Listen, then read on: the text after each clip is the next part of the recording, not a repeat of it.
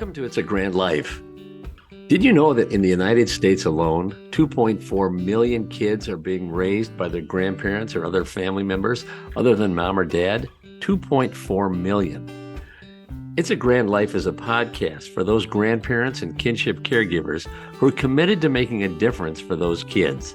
Grand families are in every neighborhood, every city, tribe, and territory nationwide. If this is you or someone you love, this podcast is for you. Our goal is to offer hope and resources to help you. Please subscribe to our YouTube channel or follow us wherever you get your audio podcasts and leave a review. Every new subscriber and review helps us reach others that need assistance. Welcome to another episode of It's a Grand Life. Hello, my name is Craig Nash, and I'd like to welcome you to another It's a Grand Life. And you are absolutely going to be blessed today. Our guest is going to help you live that grand life if you have undiagnosed sleep apnea. We've got Dr. Earl Bogrow, who is a specialist, a dentist by training, but also got into the specialization of helping his patients deal with that tough, difficult diagnosis to treat of sleep apnea.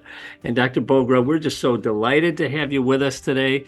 And I know you've got 35 years of general dentistry behind you, but you've also got a lot of time, as you said. I was in this general practice career, and then all of a sudden this new lane of treatment opened up, and it's really worked out well. So tell us about your journey, doctor. How did we get here? Well, first of all, thanks for having me. You brought up, and people might be saying, wait, a dentist, why are you talking about sleep apnea? Well, what's this connection of sleep apnea and dentistry and teeth? And that's what I want to show you. I want to tell you. So my story pretty much, as you just heard, I've been a practicing dental dentist. I graduated from University of Michigan Dental School back in 1979.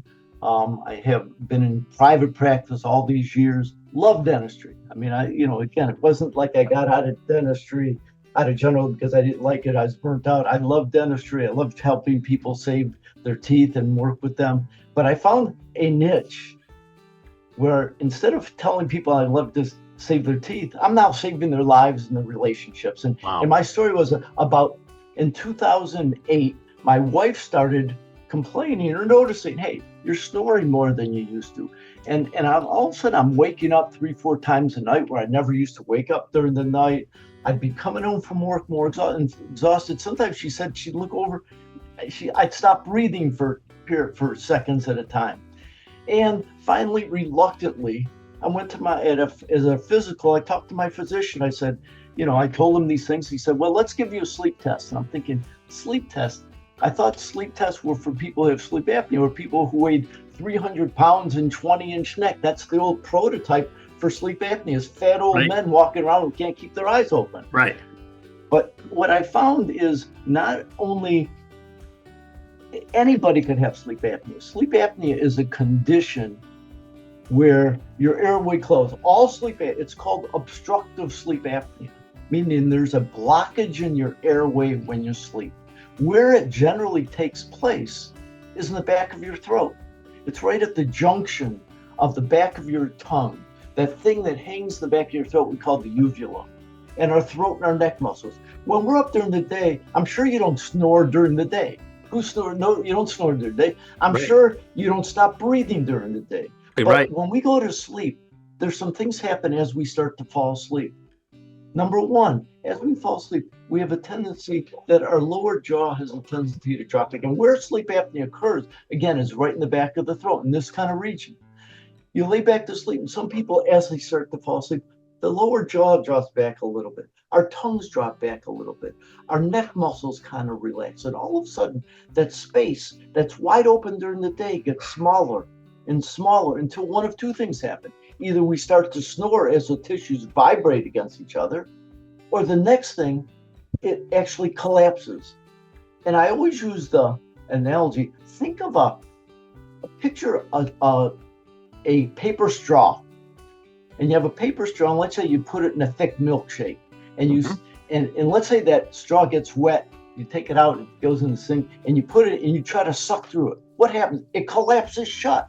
Right. Well, the same thing happens in your throat. You're breathing, you're starting to snore, and then it collapses. When I give a lecture, I usually start by going, you can go days without eating, weeks without eating, you can go days without drinking, but you can't even go a few minutes without breathing.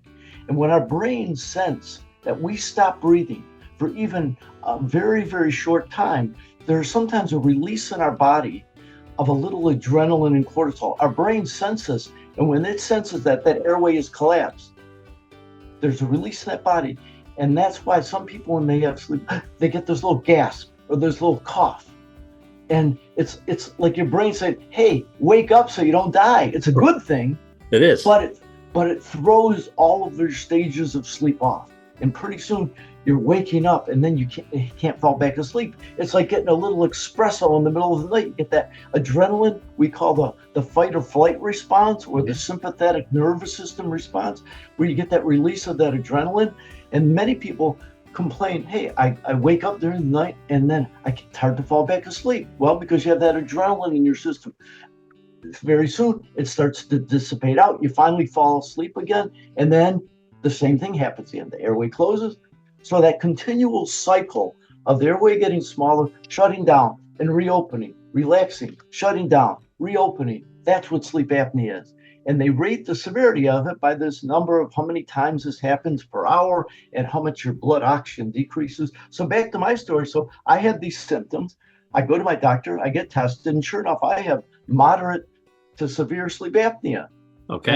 And I started to read the correlation of sleep apnea, long-term correlation, sleep apnea and high blood pressure, sleep apnea in heart disease, sleep apnea in strokes, sleep apnea in diabetes, sleep apnea in dementia. Because when you have these episodes where your airway closes, there's a decrease in the oxygen level of your blood. When there's decreased oxygen level of blood, hey, that means there's decreased oxygen going in your brain. So eventually, this could lead to all these other symptoms. So snoring is kind of the tip of the iceberg. If you remember nothing else, I want you to remember the numbers 40, 70, and 80. 40% of the adult population snore. Of the people who snore, about 70% of the people who snore have some form of sleep apnea statistically.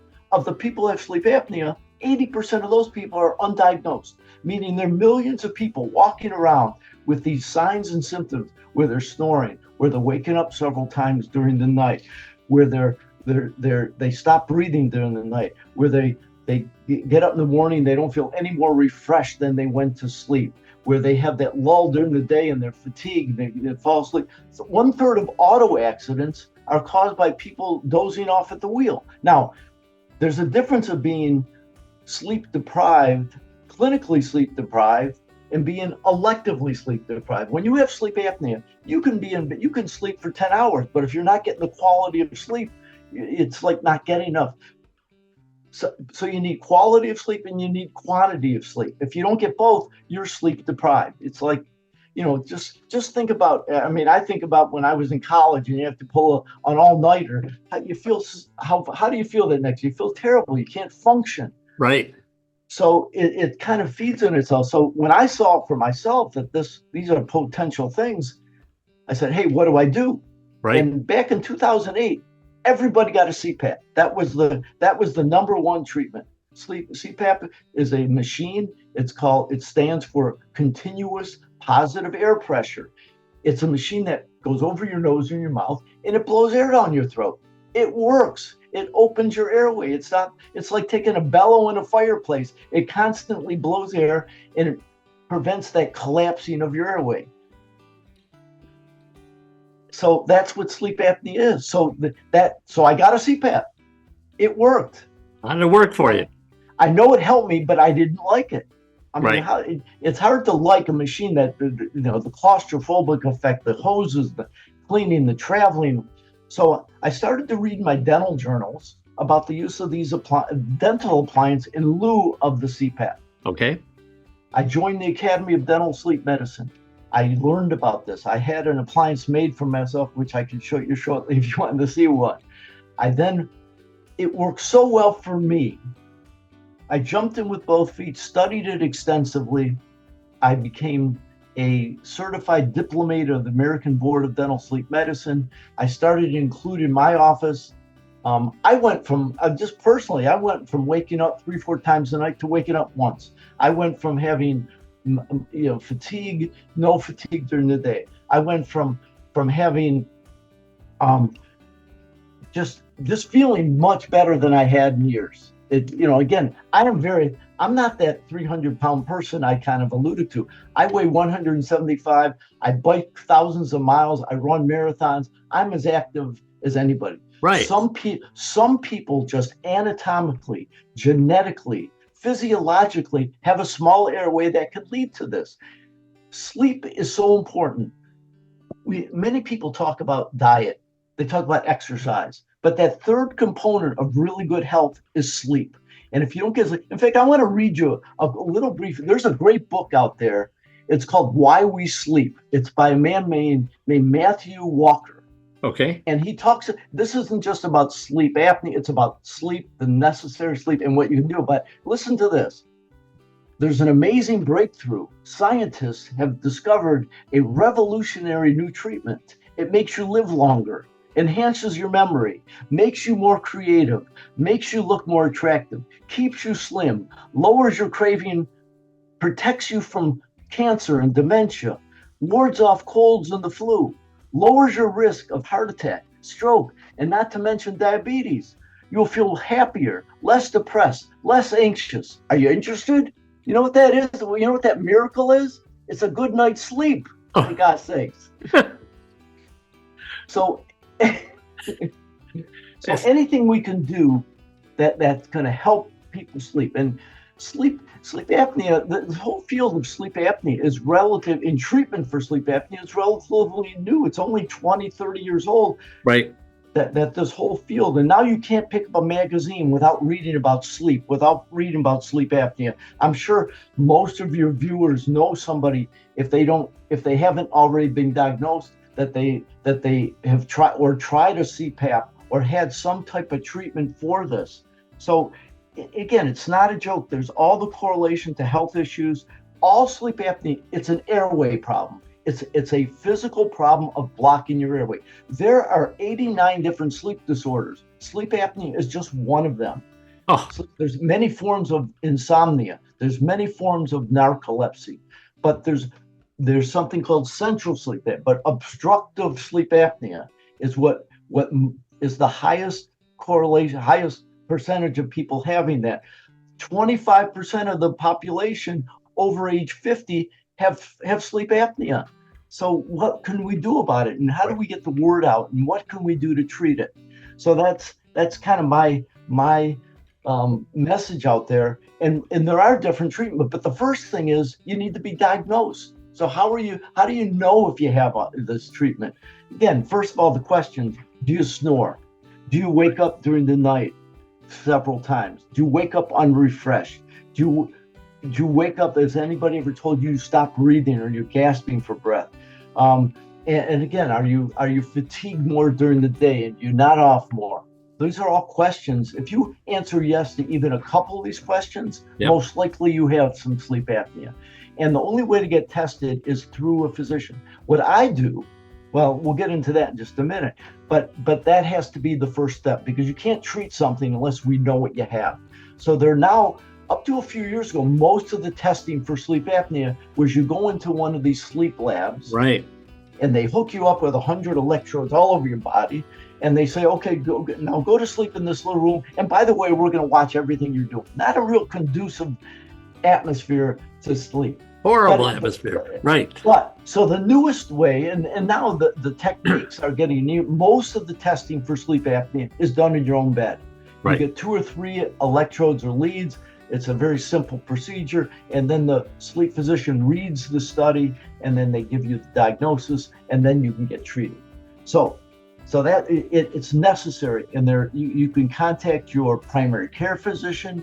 You can contact their sleep physician. You can go directly to. You don't need referrals to go to a sleep physician. You can look it up. You can find there a lot of pulmonologists are sleep physicians. A lot of neurologists are sleep physicians. So it's a big area of treatment now. But most people can probably contact their primary care physician to get that initial contact. Might be a good idea. So Doctor, how do you find your patients then?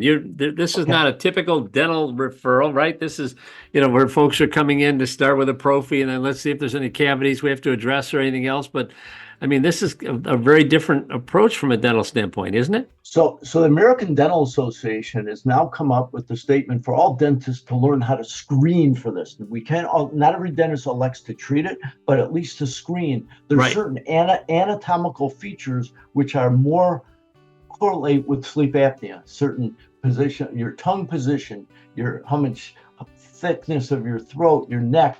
There are a lot of little indicators that can tell. So once you have sleep apnea, you're diagnosed. CPAPs work. But however, the problem with the CPAP, it's compliance. Statistically, about 50% of the people get a CPAP just can't tolerate it. You think about the hoses, the masks, all that goes involved, the hassle with traveling. So the next step, there's three. Once you have sleep apnea, you have four choices of what to do about it. One choice is do nothing. Most people are doing nothing as it is. Are you happy with how you're living? Are you happy? It's easy to rationalize when you have mild sleep apnea, when you have some of these, I'm still functioning okay. Yeah, I'm snoring a little more. I'm more tired than I used to be. You don't have to be that way, is what the message I'm trying to say. So if the CPAP doesn't work, then what?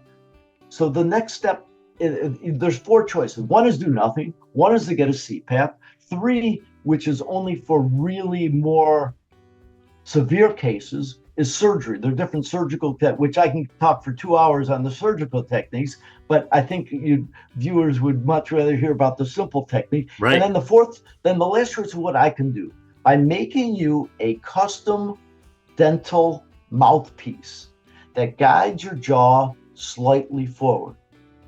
It's almost like, if you think about the correlation with this, think about somebody who's unconscious and they're giving CPR to resuscitate them. The first thing they do in CPR, if somebody's unconscious, they pull their chin out and the jaw forward. Why?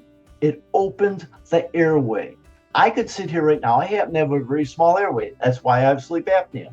I have many patients skinny as a beanpole have sleep apnea. It's not just fat old men that have sleep apnea. So I can position my jaw. I can sit here right now and I can make a snoring noise real easy. But the minute I position my jaw slightly forward, it doesn't do it, because as your jaw comes forward, the tongue comes with it and it opens up the space in the back of the throat.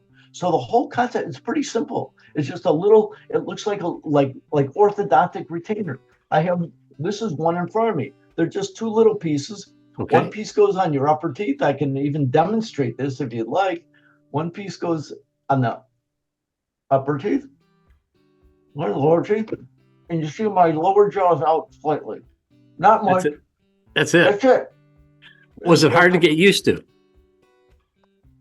I have very few patients who can't get used to these within a day or two, maybe a week at the very most. So again, it's simple, but it's not that simple. Right. It's not that simple for the fact there are currently well over 100 appliances that have been approved by the FDA for snoring or sleep apnea. Wow. I'd be the first to tell you a very high percentage of the appliances on the market today, whether it's online, over the counter, and even some that some dentists make, it could work, but if not made right, if not adjusted right, it could cause other side effects. For instance, some of the early designs of these appliances would thrust the patient's jaw as far as it could go, and it would work, but then these people develop all kinds of jaw problems. So the last thing we want to do is solve one problem and create a new one. Right. So the biggest change in the development of these products, and there are a lot of sleep physicians who still think that will cause all this problem, but it shouldn't have to. The biggest change in the development of these products in the last probably 10 to 15 years is the development of customized and adjustable appliances, meaning we don't just thrust your jaw, we slowly guide your jaw little by little by little until we find each person's threshold, or what I call sweet spot, where the airway's not collapsing. And that's my job, is help find it. So again, you want a professional who can do this. You can buy these over-the-counter products, but there's a higher percentage of jaw problems or teeth shifting or your bite change.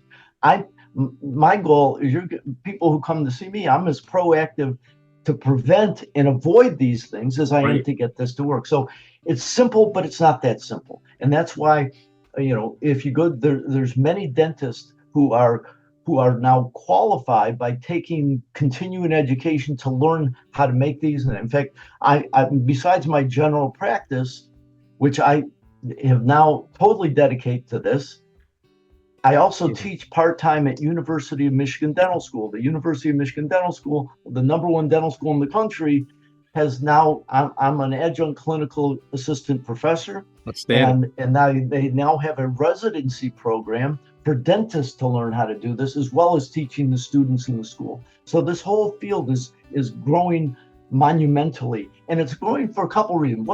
5 years ago, it was a lot of sleep doctors were reluctant to have patients try this because the research didn't show. But now there's scientific research that shows the oral appliance therapy, these appliances, are just as effective as the CPAP in most cases of sleep apnea, and especially mild to moderate form of sleep apnea. A real severe case, the CPAP might be better. I never try to talk anybody out of a CPAP.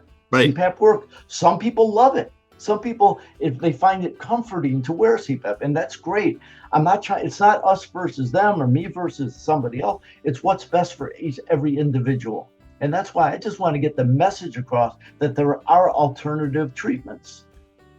Now, when you get fitted for the appliance, obviously it reminds me of you probably do a custom impressions. You get impressions of the top and the bottom, like when I had my braces done and what have you. You have the same thing, and then had a retainer that you put in top and bottom, and is this something that you make at one time, or are you talking about adjusting these devices as well? Is this an ongoing situation, Doctor? Well, the protocol that I follow, and that's recommended by the American Board of Dental Sleep Medicine, the American Academy of Dental Sleep Medicine, is you come into the office, we make a custom piece, we take impressions like you just said, we have a special laboratory that makes these appliances. It takes a couple weeks to get it back. Once somebody gets it, I usually see them at least once or twice the first few weeks they have it, just to make sure it's comfortable and make sure we're seeing some progress.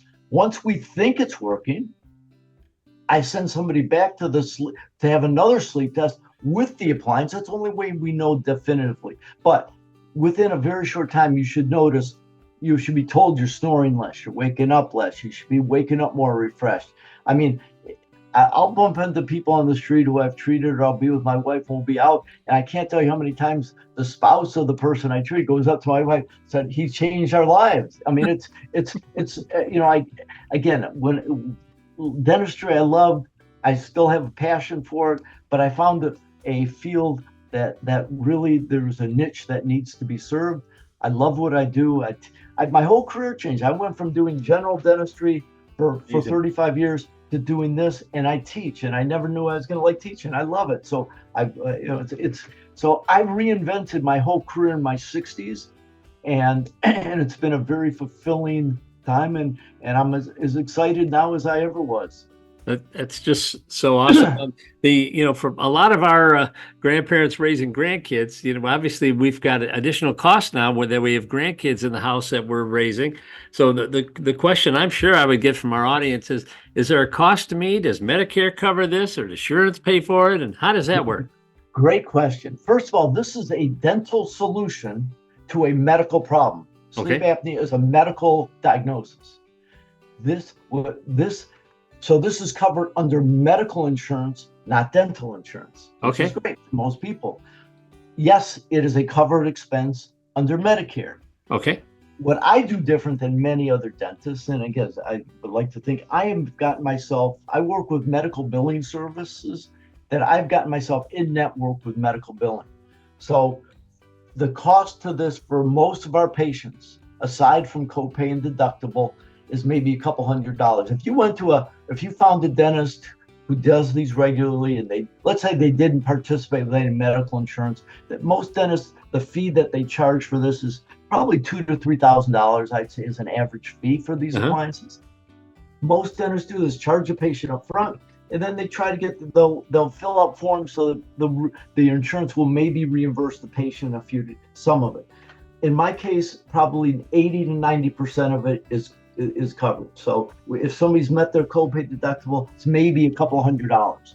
But what's it worth? What's a good night's sleep worth to you? It's a good question. That's true. It's and especially if you've tried the CPAP and you've got all those, those hoses and everything else, and the sound of that fan going all night, you're thinking there's got to be another way. And your spouse saying, "What in the world we got going on here?" The spouse of somebody who has sleep apnea loses almost as much sleep as a person with sleep apnea, because the spouse, they see their spouse, they stop breathing. They're worried about them. I mean, are they going to have a heart attack? Are they going to die in bed? Who knows? They could. Those are things happen. So it's almost to a epidemic level that something. And again, in my case, I just wanted to be able to give as many people the opportunity. I realize that people have fixed incomes, especially senior citizens and grandparents raising kids. You're in a fixed, especially in a situation like your organization sees. Right. I mean, you're raising kids. You're not getting your salary. You don't have your income like you used to. So we realize that, and I'd like to think there are more dentists like myself who get involved with this and do treat patients. And again, by being in network, I've been able to so it's a dental solution to a medical problem covered by medical insurance. That's a great explanation there. Dental solution for a medical problem covered by medical insurance. So we've got folks all over the country that watch this podcast, and they are probably too far to go to your office for treatment. So how do you help them? Tell them how should they proceed if they think they may have sleep apnea and they want to get rid of the snoring and improve their sleep outcomes? Well, one is to talk to their sleep physician and get maybe they might know dentists who are qualified to do this if they don't want to get CPAP. The other is you can contact, there's an organization called the American Academy of Dental Sleep Medicine. Their website is AADSM.org, American Academy of Dental Sleep Medicine. So AADSM.org. And there's one place that you can go into patient information, and they will give you a list of dentists. You can put in where you live, your zip code, and it will give you a list of dentists who are part of the organization. And those are the dentists you want to go to. You want to go to somebody who has some background. Again, not some dentists they don't dedicate. Most dentists, 99% of dentists, they use it. It's part of their treatment. Right. I went the next step, and I decided when I got involved with this that I was going to jump in with both feet, studied it extensively. And now I've gotten to the point where I've learned how to dedicate my whole practice, and it's grown leaps and bounds. So I can see higher volume of people and help them. Specialized. Yeah. So, but again, people around the country, if you're not in the Detroit metropolitan area, you can contact the American Academy of Dental Sleep Medicine, find that out. Talk to your physician. Your physicians probably have dentists that they work with that they should. If they don't, they can contact me if they want. I can give them a list of it if they want. That's great. They could reach out to you, and I know your number is going to be at the bottom of the screen when our producer puts this together. But Dr. Bogrow, thank you so much for being our guest here on It's a Grand Life. You've really helped us live a grand life. There's nothing worse than not sleeping all night and snoring and driving you crazy and your spouse crazy, because we grandparents raising grandkids, we need all the energy we can get, because right. I mean, you need to be at your best, and 100%. Unless you have a good night's sleep, it's hard. I'd say, I'll give you myself an example. I used to get 5 to 6 hours of sleep, probably for 30 years, thinking that's all I need. Right. Well, I would tell you, I think the magic number for most people is at least 7. At least 7. Right. At this point in my life, if I don't get at least 7, I feel I cheated myself. Right. I can tell that my energy level is so much different. I know I'm getting the quality of sleep because I'm wearing one of these dental appliances, and I know I'm getting the quantity. and it's made an enormous difference in my life. I'm my own best testimonial of the effect of sleep You are. apnea and what it can do for you. Um, But not only did you get the benefits of it, it changed your whole career. And now you're really providing some life-saving techniques and treatments for all your patients, and training your colleagues. It's absolutely great, and we can't thank you enough for being on our program today. And hope you'll come on again, maybe down the road a piece when there's some changes in the treatment for these appliances. We want to know about it because I think this could be a great solution for our grand families across the country, and we just really appreciate you coming on today.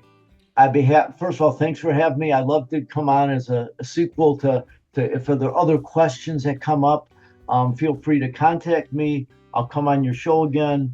Again, I'm my job, as I see it, is to spread the word a little bit and try to help people. There's being overweight is probably the single greatest contributing factor to sleep apnea, but not the only one.